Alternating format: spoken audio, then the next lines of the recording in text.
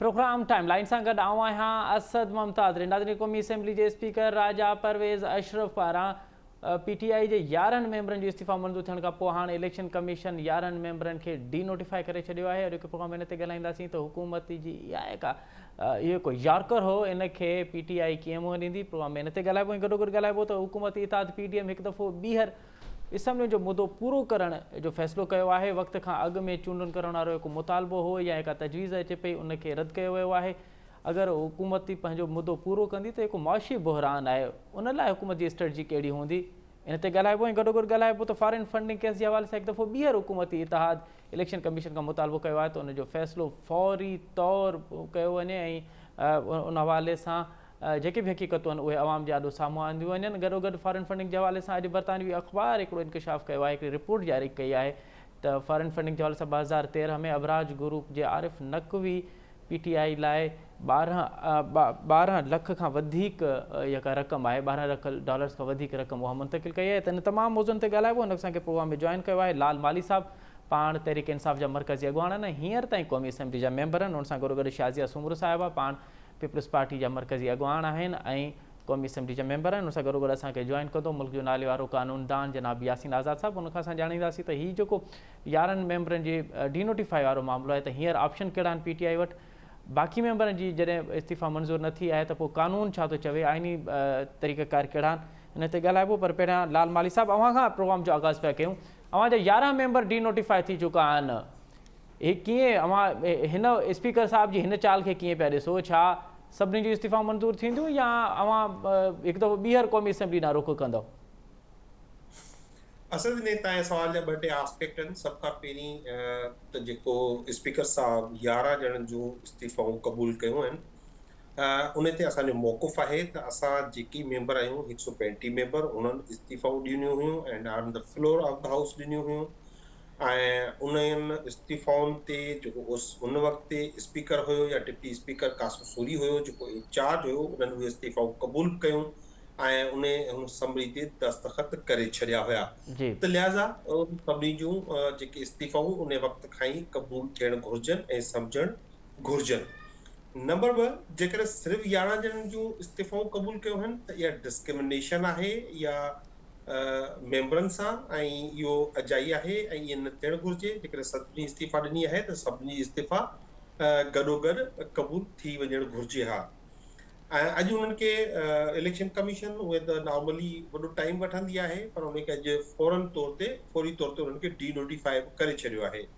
हाणे जो टियों रुख़ जेको आहे उहो ज़ाहिर करे थो त PDM जेका आहे उहो बौखलाहट जो शिकार आहे।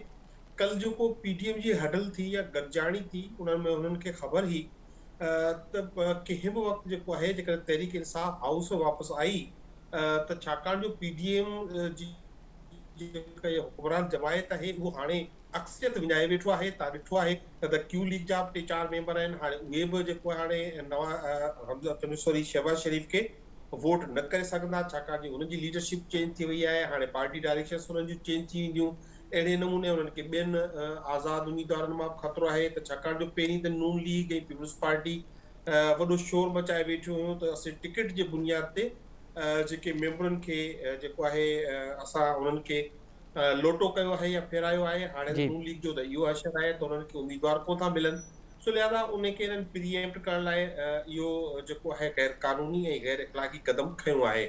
पर असांजो अहिड़ो कोई इम्कान कोन हुयो त पोइ असीं अदम एतमाद जी हिन जे ख़िलाफ़ का मूव आणण वारा आहियूं। असीं यकीनी तौर ते जॾहिं ही जेको मौजूदा हुकुमरान जमायत आहे जॾहिं इहो वाज़े थी वियो। अच्छा लाल साहब कते कलामी माफ़, मूंखे 2 टे सवाल अव्हां खां करणा आहिनि, छाकाणि त इहे हिन सां जुड़ियल सवाल आहिनि ऐं उहे सवाल जेसिताईं क्लियर न थींदा त असां ॻाल्हि अॻिते न वधी सघंदासीं। हाणे हिकिड़ी ॻाल्हि इहा त हीअ जेके डीनोटिफाई थिया आहिनि, इलेक्शन कमीशन डीनोटिफाई कया आहिनि, अव्हां कोर्ट ॾांहुं रुख़ कंदव, कोर्ट में वेंदव हिननि जे डीनोटिफाई जे ख़िलाफ़?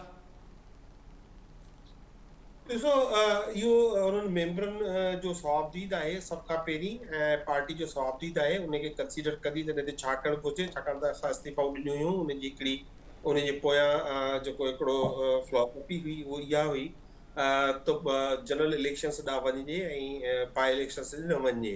हाणे जेका गेम कई आहे उहो गेम इहा कई आहे त ही सम्झनि था त 8 या 9 मेंबर ई पंहिंजा जेके आहिनि इन हिते धांधली करे चूंडाए अचनि त छाकाणि त हाणे हिनखे ख़तरो त थी वियो आहे इन जमात खे इन हुक्मरान इत्तेहाद खे त जल्दी जेके हिन जा साथी हिननि खे छॾे वेंदा त उन खे हिननि सीमेंट करण जी कोशिशि कई आहे असीं इन ते गौर कंदासीं ठीकु है त इन खे चाहियूं था त असांजो असीं वेंदासीं इन आस्पेक्ट सां त जेके बि जेको असांजो इस्तीफ़ाऊं आहिनि 135 जूं पेंटूं उहे मंज़ूर कयूं वञनि अवां नो कॉन्फिडेंस मूव ॾांहुं बि नथा वञो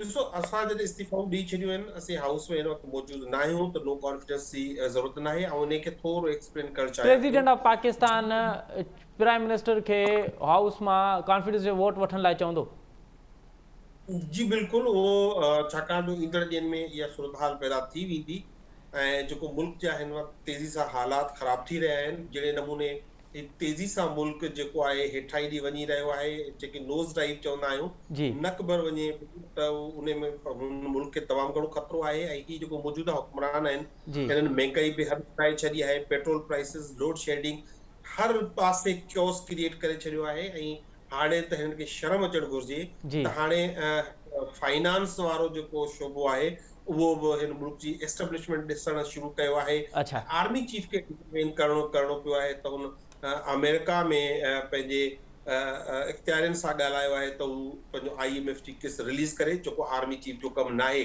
ठीकु है यकीनी तौर ते ही अहल साबित थिया आहिनि नालाइक़ साबित थिया आहिनि उन खां पोइ पाक फौज खे इहो क़दम खणणो पियो ठीकु है शाहिद सुमरू साहिबा हाणे लालमाली साहिबु चए थो पियो छाकाणि त हुकूमत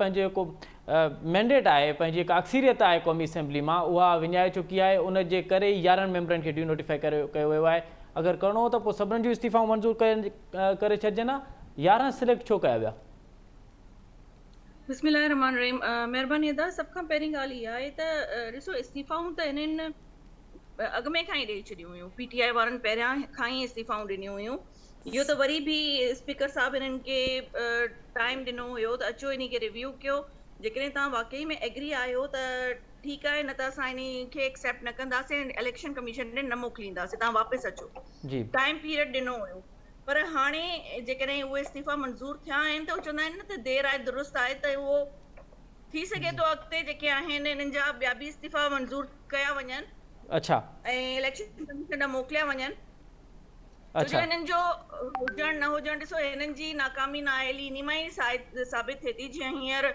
मुंहिंजे भाउ लालचंद साहिबु ॻाल्हि कई जी त आर्मी चीफ जेको आहे उहो जेकॾहिं फाइनेंस जी शयुनि में हिसो वठे थो पियो पर तव्हां मूंखे लॻे थो त हिननि खे उहा बीमारी जेका असां पहिरियों चवंदासीं शॉर्ट टर्म हुई उहा हाणे मुंहिंजे ख़्याल में लॉन्ग टर्म थी वई आहे अच्छा हिननि खां विसरी वियो आहे त जॾहिं इमरान ख़ान सऊदी अरब वारनि खे नाराज़ करे आयो हुयो त मुंहिंजे ख़्याल में आर्मी चीफ ई वञी करे उन्हनि खे राज़ी कयो हुयो जॾहिं चाइना वारनि खे नाराज़ करे आयो हुयो तॾहिं बि आर्मी चीफ ई वियो हुयो उन्हनि खे एग्री करण जे लाइ जी जिथे जिथे गंद फैलाए ईंदा हुया उन्हनि खे आर्मी चीफ ई वञी करे सही कंदो ऐं हाणे बि जेको IMF जो आहे अवाम खे गुमराह करण जे लाइ चवनि था त IMF जो मुआहिदो 2023 ताईं हिननि जी गवर्नमेंट में थियो हुयो जी जेके हींअर बिल जेके वधण जी क़ीमत पेट्रोल जी क़ीमतनि जी प्राइसिस वधण जी ॻाल्हि करनि था पिया जी त इहे मुआहिदा अक्टूबर नवंबर में थियण घुरिबा आहिनि त हिननि जी नाअहल नाकाम गवर्नमेंट जेका हुई उन्हनि छो न उहे मुआहिदा कया हुया त टाइम सां माण्हुनि खे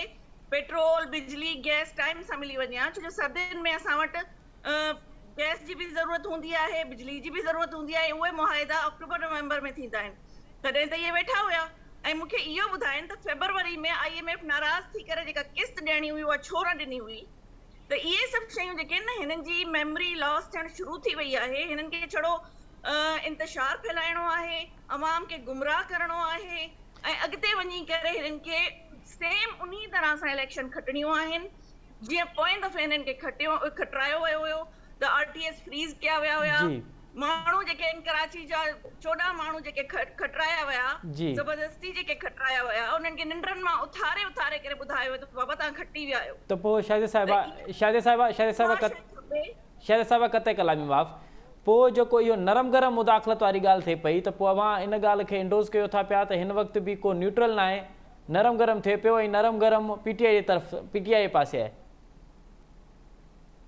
ॾिसो अदा हिन वक़्त ताईं बि जेका शइ आहे उहा बि अवाम जे साम्हूं रही आहे गद्दारी ॼाण मूंखे इहो ॿुधायो जी त फॉरेन फंडिंग केस 8 साल ताईं छो रुकियल हुयो ऐं हींअर बि उहो फ़ैसिलो महफ़ूज़ आहे त उहो केसि ताईं महफ़ूज़ रहंदो? मालम जब्बा केस छो न खुले थो पियो ऐं BRT जो फ़ैसिलो छो नथो अचे पियो? उन्ही ते स्टे छो इन्हनि खे मिलंदो रहियो? ऐं नैब जेको चेयरमैन आहे उहो जॾहिं हुन इहा ॻाल्हि ठीक कई त हवाउनि जो रुख ठीक जेको आहे हाणे बदिलबो अच्छा शादी साहिबा इलेक्शन कमीशन जे चेयरमैन ते त सख़्तु तनक़ीद थो करे इमरान ख़ान साहब। वो चए थो उहो जानबदार आहे, उहो असांजे ख़िलाफ़ फ़ैसिला ॾींदो रहियो आहे, उहो नून लीग जो ॼण एजेंट आहे, त पोइ उन जे बावजूदि फ़ैसिलो छो नथो अचे? कहिड़ियूं क़ुवतूं आहिनि जेके फ़ैसिलो नथियूं कराइणु चाहिनि? हिकिड़ी ॻाल्हि मां तव्हांखे चवां जी त जी इमरान ख़ान जी इहा पुराणी रिवायत रही आहे, आदत अथसि हुनजी, जेका हाणे हुनजी इहा बीमारी थी चुकी आहे त उहो सिर्फ़ु इल्ज़ाम लॻाईंदो आहे। अच्छा मूंखे इहो ॿुधायो त जेको नैब चेयरमैन हुयो उन्ही जे लाइ छा छा न चवंदो हुयो इमरान ख़ान, जी ऐं नैब जे ठहण जे लाइ परवेज़ मुशर्रफ जे लाइ छा कमेंट्स हुया? अगरि तव्हां वटि रिकॉर्ड में हुजे त तव्हां उहे उन जा वीडियोज़ हलाए करे ॾिसी सघो था त इमरान ख़ान न्याज़ी जेको आहे उहो छा छा फरमाईंदो हुयो इन्हनि जे बारे में। त इहे शयूं जेके आहिनि न इन्हनि खां विसरी वियूं आहिनि। ऐं शायदि हींअर जनवरी 2022 में जी जनवरी में पाण हिननि इन्ही इलेक्शन चीफ इलेक्शन कमिश्नर जी तारीफ़ कई आहे। जॾहिं हिननि GB जी इलेक्शन खटी हुई, जॾहिं हिननि AJK जी इलेक्शन खटी, त इहो ई चीफ इलेक्शन कमिश्नर हुयो जी जंहिंजी हिननि तारीफ़ कई हुई। ठीकु आहे। त हाणे उन्हनि खां इहा सभु शइ विसरी वई आहे। उहे चवंदा आहिनि न कि पंहिंजी जेको हूंदो आहे उहो सभु वणंदो आहे। ॿियनि जे पंहिंजे लाइ तव्हां सुठा वकील हूंदा आहियो, ॿियनि जे लाइ तव्हां सुठा जज हूंदा आहियो। हिननि जो कमु आहे छड़ो गद्दारी जा सर्टिफिकेट विराइण ऐं इन खां अलावा इल्ज़ाम जी सियासत करणु, माण्हुनि में इंतशार फैलाइण। ऐं हिन वक़्त ताईं मूंखे इहो ॿुधायो त पंहिंजे इदारनि खे जेतिरो ख़राब इमरान ख़ान ऐं PTI कयो आहे, मुंहिंजे ख़्याल में इन जाइ ते जेकॾहिं कोई दुश्मन मुल्क हुजे हा न, उहो बि एतिरो अंदरि अची करे ख़राबियूं पैदा न करे हा। तव्हांखे यादि हूंदो अभिनंदन खे वापसि मोकिलणु, जी जी प्रदूषण जे लाइ ठीकु NRO जी तयारी करणु कंहिं कई हुई? ठीकु मोदी आहे जे लाइ दुआऊं केरु कंदो हुयो त उहो जल्दी सां खटी वञे? ठीकु आहे। अच्छा लालमारी साहब, हाणे इहा इन ॻाल्हि में ॾिसो हिकिड़ो लॉजिक आहे त अगरि इलेक्शन कमीशन जानबदार हुजे त पोइ अव्हां 20 मां 15 सीटूं खटे वञो ऐं एॾी साफ़ शफ़ाफ़ इलेक्शन थिए जो सभु चवनि था पिया त साफ़ शफ़ाफ़ इलेक्शन थी आहे। इहो कीअं मुमकिन आहे? अगरि इलेक्शन कमीशन जानबदार हुजे हा त पोइ अव्हां कीअं खटो आहे? असां ॾिसो जेको इलेक्शन जो जेको आर्ट आहे, जेके इलेक्शन लड़नि था हुननि खे ख़बर हूंदी आहे त हिकिड़ा प्री इलेक्शन, हिकिड़ा पोस्ट इलेक्शन जेके इशूज़ हूंदा आहिनि। ॾिसो असां रुॻो इन इलेक्शन जे हवाले सां न, जी तव्हां ॾिठो जेके सीटूं 5 पंहिंजो ख़ाली थियूं हुयूं माइनॉरिटी ऐं रिज़र्व सीट वुमेन जूं, उन जी ते बि इलेक्शन कमीशन जेको आहे उहो उन ते वेही रहियो ऐं नोटिफिकेशन जारी न थियो ऐं अल्टीमेटली असांखे कोर्ट वञिणो पियो ऐं उतां खां ऑर्डर्स वठिणा पिया। ही साॻियो इलेक्शन कमीशन आहे। जी त 2017 जो एक्ट जेको यूनानिमस आहे इलेक्शन एक्ट, उन में हुयो त इलेक्ट्रॉनिक वोटिंग मशीन्स इंट्रोड्यूस करायूं वेंदियूं ऐं हुन जा पायलट प्रोजेक्ट्स कया वेंदा, उहो कराइण में नाकाम वियो।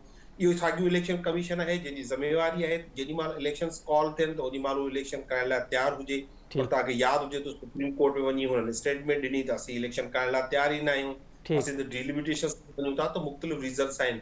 जेसिताईं तव्हां चओ त इहो इलेक्शन पंजाब में की खटी आहे, त पंजाब में न पूरे पाकिस्तान में हिन वक़्तु जेको आहे हिकिड़ो करंट हली रहियो आहे। इहो अञा असीं वॾी मार्जिन खां इलेक्शन खटियो हा जेकॾहिं असांखे उते इलेक्शन कमीशन हुजे, पोइ मिस्टर एक्स हुजे, मिस्टर वाई हुजे, हुतां जी सूबाई हुकूमत हुजे, इहे सभु असांजे ख़िलाफ़ हुयूं। उन बावजूदि असां हिननि खे शर्मनाक शिकस्त ॾिनी। रुॻो PMLN खे न ॾिनी, पीपुल्स पार्टी बि उन में शामिल हुई ऐं मुल्तान में हुयसि त गिलानी साहब जी पूरी फैमिली उन इलेक्शन में शामिल हुई। पर मुल्तान वारो इलेक्शन मखदूम ज़ैन हुसैन शाह कुरैशी वॾी मार्जिन सां 7000 वोटनि जी मार्जिन खां खटे वियो। त इहो गॾो गॾु पूरे 14 पार्टियुनि ऐं ख़ासि तौर ते PMLN ऐं पंहिंजो पीपुल्स पार्टी खे उनजी सख़्तु शिकस्त थी आहे। ऐं उन खे असां इंश्योर कयो, असां हुते पोलिंग स्टेशन्स ते इंश्योर कयो, असां पोलिंग स्टेशन्स खे गार्ड कयो, असां पंहिंजनि वोटनि खे गार्ड कयो, उन्हनि जो तहफ़ुज़ कयो। उन खां बाद में वञी इहो मुमकिन थी सघियो। हिननि हर मुमकिन कोशिशि कई त उन खे रिग कजे, ऐं पर उन में रिगिंग में प्री पोल रिगिंग में ही यकीनी तौर ते कामयाब विया जो पूरी एडमिनिस्ट्रेशन हिननि जी हुई। जी पर इलेक्शन पाकिस्तान तहरीक इंसाफ जे कारकुननि पाण मल्हायो ऐं पंहिंजे अच्छा वोट लाल खे साईं, तहफ़ुज़ कयो। अच्छा लाल साहब, हाणे इन ॻाल्हि में अव्हां नथा सम्झो त इहा हिकिड़ो लॉजिक इहो आहे त अव्हां जेको इलेक्शन कमीशन में हिन वक़्तु तनक़ीद था कयो, अवां सम्झो पिया था, अवां जी क़यादत सम्झे थी पई त फॉरेन फंडिंग केस वारो जेको मामिलो आहे उहो ॼण फ़ैसिलो थी चुको आहे, उहो फ़ैसिलो अवां जे ख़िलाफ़ु अचिणो आहे। सो अवां हिकिड़ो प्रेशर ई सियासी तौर ते हिकिड़ो प्रेशर ऐं दबाव था विझो, जेका अवां जी टैक्स रही आहे त उहे साॻी टैक्स अवां इलेक्शन कमीशन ते बि अप्लाई था कयो। अगरि फॉरेन फंडिंग केस वारो मामिलो न हुजे हा त हिन वक़्तु शायदि अवां इलेक्शन कमीशन ते ईअं तनक़ीद न कयो आहे। असां ॿ ॻाल्हियूं इन में आहिनि। हिकिड़ो त न सिर्फ़ु असीं इलेक्शन कमीशन ते एतमाद नथा करियूं, पर हीउ जेको हुकुमरान जमायत आहे इहो बि इलेक्शन कमीशन ते जेको आहे एतबार नथी करे। ऐं अॼु तव्हां ॾिठो त हुननि सभु जेके 14 पार्टियूं आहिनि उन्हनि जे नुमाइंदनि वञी इलेक्शन कमीशन ते दबाव विधो आहे त पाकिस्तान तहरीक इंसाफ जे ख़िलाफ़ जेको आहे उहो कार्रवाई कई वञे ऐं उनजे ख़िलाफ़ फ़ैसिलो ॾिनो वञे।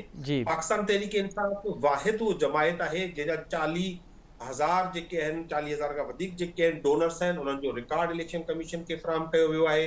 ऐं इहो पाकिस्तान जी पहिरीं पॉलिटिकल पार्टी आहे जे फॉरेन फंडिंग ऐं पॉलिटिकल फंडिंग जेका आहे उनखे इंश्योर कयो आहे। हीउ मुल्क पूरो फॉरेन फंडिंग ते हले थो, उनजो अलॻि अलॻि तरीक़ेकार मौजूदु आहिनि ऐं असां कानून मूजिबि जेको रिक्वायरमेंट हुई ऐं उहा जेका असां पूरी कई ऐं उहे डॉक्यूमेंट्स ॾिना। अच्छा, हाणे जेको टोटल इहो 30-35 करोड़ जो मामिलो आहे, जेके वटि ही सम्झनि था त को पहाड़ जेॾी वॾी ॻाल्हि आहे, पर इहो कुझु बि न थींदो। जेको बि फ़ैसिलो ईंदो असांजे ख़िलाफ़ अल्टीमेट फ़ैसिलो आयो त 30-35 करोड़ रुपया सीज़र जो या जेके जो ज़ब्त करण जो फ़ैसिलो अची सघे थो, उन खां वधीक कुझु बि न आहे। अॼु मुख़्तलिफ़ मीडिया आउटलेट्स आहिनि जेके फाइनेंशियल टाइम्स जे हवाले खां हिकिड़ी रिपोर्ट खे एॾो उनखे उछाले रहिया आहिनि त ॼणो को वॾो तूफ़ान अची वियो हुजे। हाणे जेको आरिफ नकवी आहे जो अबराज ग्रुप जो, हुन पाकिस्तान तहरीक इंसाफ खे जेके डोनेशंस ॾिना जे थ्रू ॾिना ऐं उनजो सॼो रिकॉर्ड असीं इलेक्शन कमीशन खे पहिरीं प्रोवाइड करे चुका आहियूं ऐं इलेक्शन कमीशन फ़ैसिलो रिज़र्व आहे। हाणे इन खां वधीक कोई शयुनि खे नथी ॾिसी सघे। सो बहरहाल जेका हिननि पार्टियुनि वटि त हिन वटि को रिकॉर्ड ई कान्हे। ही त हिननि जेको फॉरेन फंडिंग जे थ्रू या इवन हिते जेको टिकट जो विकिरो कंदा रहिया आहिनि ॿई पार्टियूं, पीपल्स पार्टी ऐं नून लीग, हिननि वटि त कंहिं क़िस्म जो को बि रिकॉर्ड कान्हे। असांजी डिमांड आहे, बल्कि कोर्टुनि जी इहा डायरेक्शन बि आहे त हिननि सभिनी जो केस अवां गॾु करे ॿुधो, पर असांजो केस ॿुधो वञे। लाल साहब, आउं हिकिड़ी ॻाल्हि अव्हांखे ॿुधायां त मां पंहिंजे प्रोग्राम में बि केतिरा ई मरतबा इलेक्शन कमीशन जे नुमाइंदनि खे वरितो आहे प्रोग्राम में। उहे चवनि था पिया त अलॻि अलॻि कमेटियूं ठहियूं पियूं आहिनि, पीपल्स पार्टी ऐं नून लीग जा जेके केसिस आहिनि उहे बि हलनि था पिया, साॻे ई पैरेलल साइड ते हलनि था पिया। PTI जो जेको इहो मौक़िफ़ आहे त उन जा केस नथा हलनि, इहो मौक़िफ़ दुरुस्त न आहे। अरे शादी सुमरो साहिबा, इहो अव्हां ॿुधाइजो त जेका ॻाल्हि लाल माली साहिबु करे थो पियो त अव्हांखे भला एतमाद आहे इलेक्शन कमीशन ते? अव्हां उनजे भरपूर एतमाद जो इज़हार कयो था पिया या अव्हां बि सम्झो था पिया त किथे खोटायूं ज़रूर आहिनि? ॾिसो त पाकिस्तान पीपल्स पार्टी कॾहिं बि जेकॾहिं ॾिठो वञे त इदारनि ते बदएतमादी ज़ाहिर न कई आहे। हेतिरो वॾो असां सां इंसिडेंट्स थियो जेको ज़ुल्फ़िकार अली भुट्टो साहब जो जुडिशियल मर्डर जेको थियो, जेको बाद में अदालतुनि मञियो बि त असां खां फ़ैसिलो करायो वियो ऐं असां खां ग़लति फ़ैसिलो करायो वियो। त ॾिसो, उहो सभु हूंदे बि असां अदालतुनि ते कॾहिं बि, ऐं आसिफ साहब कोरोना जे टाइम में जीअं हियरिंग में वेंदा रहिया हुया, इहे सभु शयूं असां अदालतुनि खे या इदारनि खे इज़त ॾियण जे लाइ, उन्हनि खे स्ट्रेंथन करण जे लाइ ही इहे क़दम वरिता आहिनि।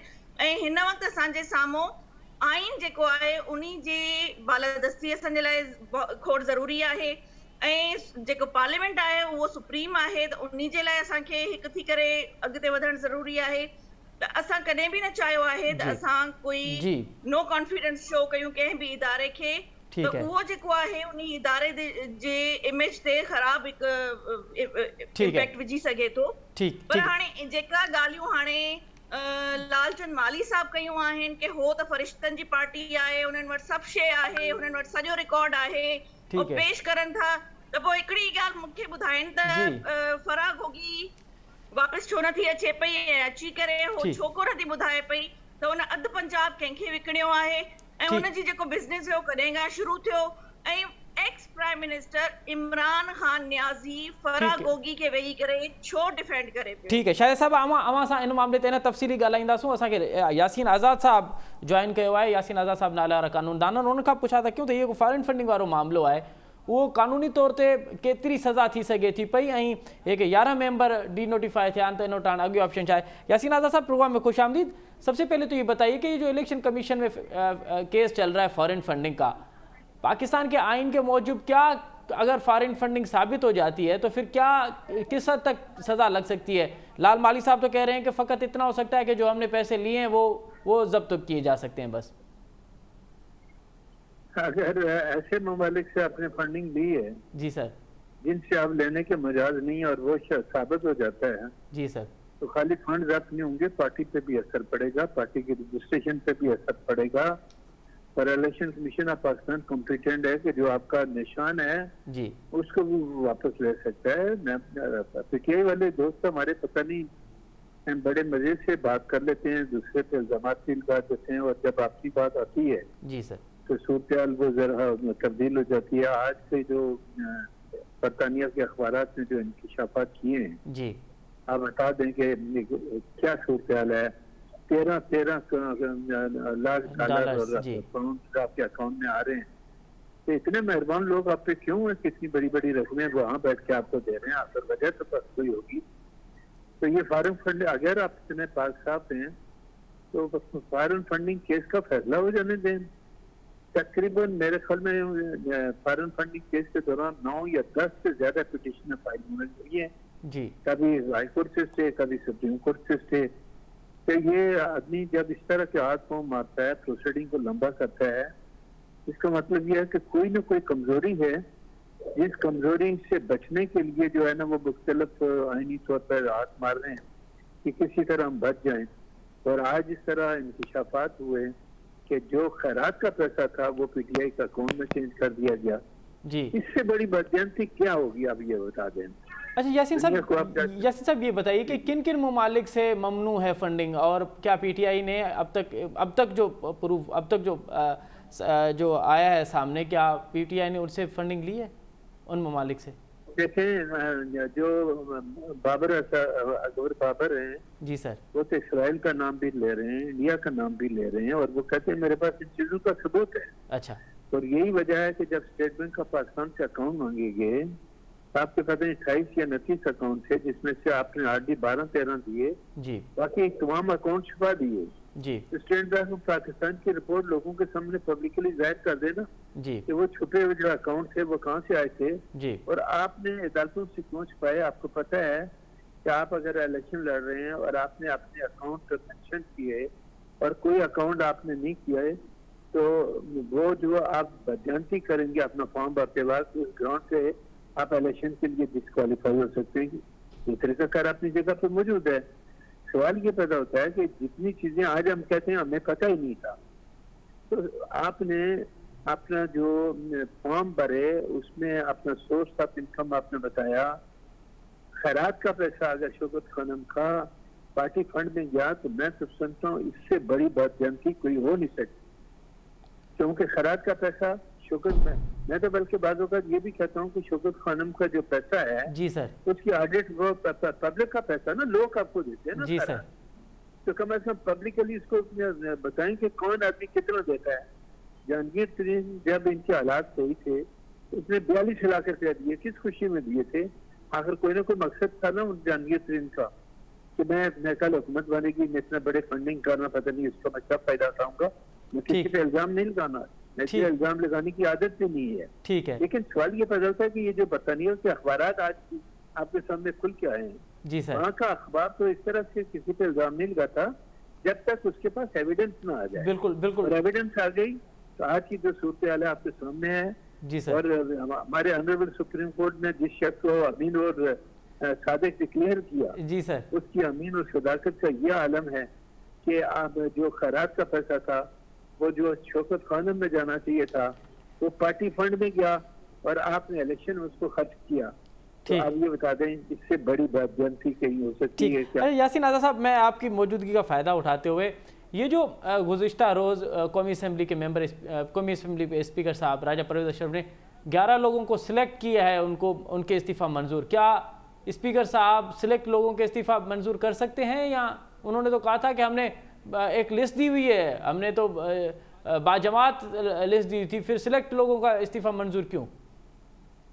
देखिए, स्पीकर साहब ने इनको बुलाया, हर एक मेंबर को इंडिविजुअली बुलाया कि आके अपनी एक्सप्लेनेशन दें। जी राइट सर? जी सर। लोग नहीं गए एक्सप्लेनेशन देने के लिए। जो तरीकाकार हैं क्योंकि आपके दस्तखत से जो होना चाहिए इस्तीफा, जी और उस पर इन्वेस्टिगेशन करना जरूरी होता है स्पीकर के लिए जी कि क्या वाकई उस बंदे ने इस्तीफा दिया या नहीं दिया। जी जब आपने नहीं दिया तो जिन लोगों ने टीवी टॉक के अंदर, जिन्होंने इलेक्ट्रॉनिक मीडिया पे आकर माना जी कि हमने रिजाइन दे दिया, जी तो उसको भी बेस बना के, क्योंकि वॉलंटियर होकर सामने आए ना, जी मैंने अपना रिजिग्नेशन दिया इलेक्शन में, स्पीकर उसको एक्सेप्ट क्यों नहीं कर रहा? तो मुमकिन है स्पीकर ने इन्वेस्टिगेशन की हुई हो। ये वो लोग हैं जिन्होंने चैनल पे आके कहा कि ये, मैं तो कहता हूँ कि इस जिले में तो सबसे पहले इमरान खान का जो है ना इस्तीफा मंजूर होना चाहिए, अच्छा शेख रशीद का मंजूर होना चाहिए, जिन्होंने पब्लिकली कहा कि हमने असेंबली से इस्तीफा दे दिए। सर वो तो लाल माली साहब भी कह रहे हैं कि हमने तो इस्तीफा दे दिए हैं, हमारे इस्तीफा मंजूर क्यों नहीं हो रहे? मंजूर करवाया, स्पीकर अपनी सेटिस्फेक्शन के लिए इन्वेस्टिगेशन करेगा और जिस पे वो मानता जाएगा कि ये बस सही है, उसके हिसाब से वो एक्सेप्ट करेगा, इनके कहने पे तो नहीं करेगा। बहुत बहुत शुक्रिया यासीन आज़ाद साहब, आपने बड़े तफसीली तौर पे हमें कानूनी तौर पे आगाह किया। अच्छा शाज़िया सुमरो साहिबा, हाण जेको गुज़रियल ॾींहुं PDM जी जमातनि में जंहिंमें अवाम बि शामिल आहियो, पहिरियां त इहो ॿुधाइजो त हिन वक़्तु तव्हां PDM जा हिसा आहियो, पीपल्स पार्टी PDM जो हिसो आहे? न न, असां कोलिशन गवर्नमेंट जो हिसो त आहियूं, पर मुंहिंजे ख़्याल में असां PDM जो हिसो न आहियूं। अवां PDM जो हिसो न आहियो। अवां जॾहिं कोलिशन गवर्नमेंट जो हिसो आहियो त अवां छा राय ॾींदव? छा हुकूमत खे मुद्दो पूरो करणु घुरिजे, या अवां सम्झो पिया त हिन वक़्तु घणो कुझु थी वियो आहे, 3 महीननि में डॉलर 50 रुपया वधी वियो आहे, महांगाई चोट चढ़ी वई आहे, का बि शइ अवां जी कोलिशन हुकूमत में जंहिंमें अवां आहियो हिन वक़्तु ताईं जेका कारकर्दगी आहे उहा माइनस न बल्कि माइनस खां बि हेठि आहे? ॾिसो त इहो असां जॾहिं गवर्नमेंट संभाली हुई तॾहिं ई असां सभिनीनि खे इहो ॿुधायोसीं त सख़्तु फ़ैसिला करणा पवंदा, छो जो जेको गंद PTI जी नाकाम ऐं नाअहल गवर्नमेंट जेको फैलाए वई आहे, सवाइ ॻाल्हियुनि करण जे उहो कुझु बि न करे वई आहे। जी जंहिंजो हिकिड़ो मिसाल हाणे आज़ाद साहब ॾिनो त ख़ैरात जा पैसा ताईं हुननि न बख़्शिया आहिनि, ख़ैरात जा पैसा ताईं उहे खाई विया आहिनि, चाहे उहे शौकत खानम जे डोनेशन जा हुजनि, नमल यूनिवर्सिटी जे डोनेशन जा हुजनि, या कंहिं बि इदारे जी डोनेशन जा हुजनि, ऐं चाहे उहे डैम जा पैसा हुजनि। डैम जे लाइ जेका फंड गॾु कयो वियो हुयो, उहो डैम जो फंड बि ग़ाइब आहे। त उन हिसाब सां असांखे इलाही महिनत करणी पवंदी, ऐं इंशाअल्लाह सभु अचण सां ई इहा ॻाल्हि कईसीं त हिकु असांजो टास्क आहे कि मईशत खे संभालियूं, जेको ॾाढो मुश्किल फ़ैसिला करण खां पोइ ई असां संभाले सघूं था, ऐं ॿियो आहे असांजो टास्क त असां इलेक्टोरल रिफॉर्म कयूं, जंहिंखां पोइ असां इन शइ जे लाइ, इलेक्शन जे लाइ, कंहिं बि टाइम ते जेकॾहिं इलेक्शन जो चयो वेंदो त असां ज़रूरु कराइण जे लाइ तयारु आहियूं। पर हिननि जो जेको हिकु अनसर्टिनिटी ऐं अनस्टेबिलिटी जेका फैलायल आहे PTI जी तरफ़ खां, उन शइ खे संभालण जे लाइ हे टाइम ॾाढो सख़्तु टाइम आहे, ऐं असां उन टाइम में जेतिरो असां खां कोशिशि करे पंहिंजे जेके असांजो यंग फॉरेन मिनिस्टर साहब आहिनि, उन्हनि वञी जाते जाते वञी करे उन्हनि पाण खे आइसोलेटेड पाकिस्तान जेको PTI जी गवर्नमेंट में थी वियो हुयो, उन खे वापसि सां उन मेन स्ट्रीम में आणण जी कोशिशि करनि था पिया, ऐं इंशाअल्लाह कोशिशि पूरी हूंदी त असां पंहिंजो 100% ॾियूं ऐं आवाम खे रिलीफ ॾियूं। ठीकु आहे। अच्छा लाल माली साहब, हाणे पहिरियां त इहो ॿुधाइजो त हीअ जेका रिपोर्ट आई आहे, जेका बरतानिया अख़बार फाइनेंशियल टाइम्स जारी कई आहे, अवां इन जे ख़िलाफ़ जेको आहे उहो कोर्ट में वेंदव त इहा रिपोर्ट अवां सम्झो पिया त इहा रिपोर्ट ग़लति आहे, अवां खे इन रिपोर्ट ते तहफ़ुज़ात आहिनि?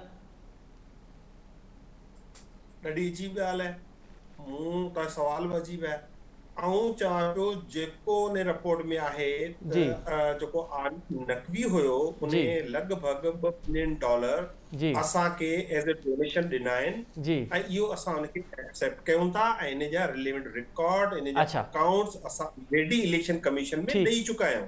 ठीकु आहे। ही जे ॻाल्हि ते नचनि था पिया, हिन खे इन जो को फ़ाइदो नाहे थियणो, ऐं मूंखे अफ़सोस सां चवणो पइजे पियो त किथां अची आहे त पंहिंजो किथे ज़िक्र ई न आहे कैंसर हॉस्पिटल जो, शौकत खानम जो।